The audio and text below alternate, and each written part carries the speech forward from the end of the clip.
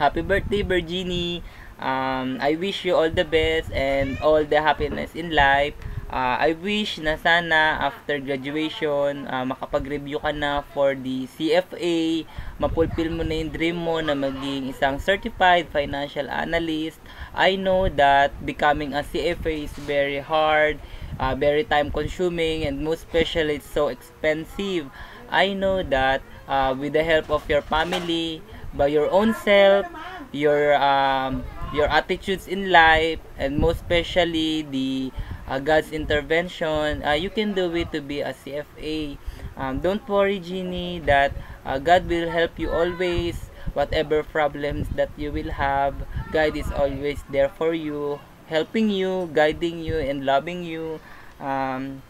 I wish, Jeannie, na sana whatever path you will undertake after the graduation, mapulfill mo yung dreams mo, hindi lang maging CFA, maging dreams mo para sa yung family, para sa yung sarili. We wish na sana magawa mo ito. Talagang mahirap pero I know you can do it. And Jeannie, don't be stressed too much. You know, stress is dangerous. Just remember that life, every little things, every little changes in our lives, God had made purpose for it, and I know that it will be worthful and beneficial for you. Um, you know, Jeannie, you're so lucky. Number one, for being scholars of your tita. Syempre, alam mo na. And to study in Adamson University, one of the leading university in our country. And most especially, syempre, to be with us, me, and Nolan, and the rest, and the companions. The JP Next officers are very glad to have you, and we're very thankful that we have a JP Next treasurer is more very responsive and very responsible to her tasks and duties. Don't worry, Jeannie, si Popoy, darating din yun, in the right time, in the right place, syempre sa unexpected place, unexpected time.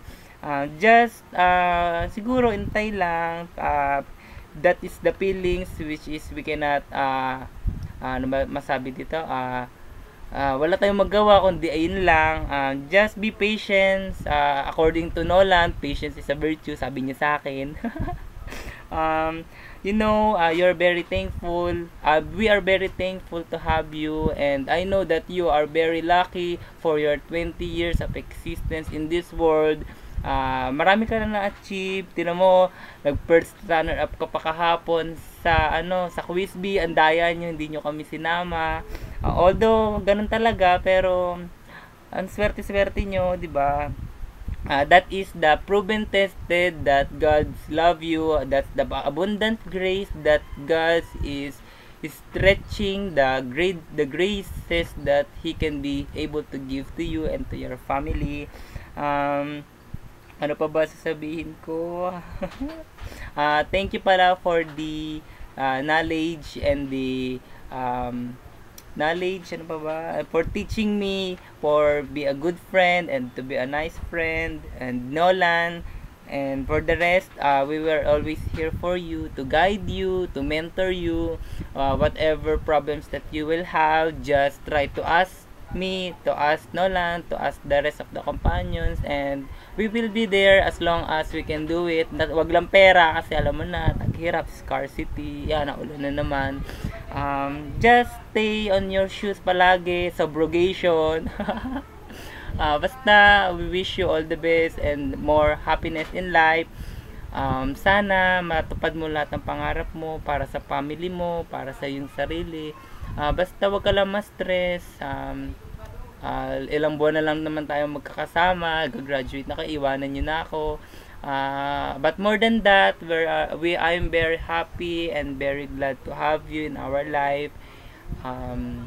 I feel na I'm so blessed to have a friend like you, a friend like Nolan, a Kuya Patrick, and the rest. Ano pa ba? Bait-bait nyo sa akin, and basta yun na yun. Basta ingat na lang palagi. Wala na akong maisip. Ang hirap mag-isip. Wala na akong kodigo. Basta maswerte ka at narito ka. Thank you. Happy birthday.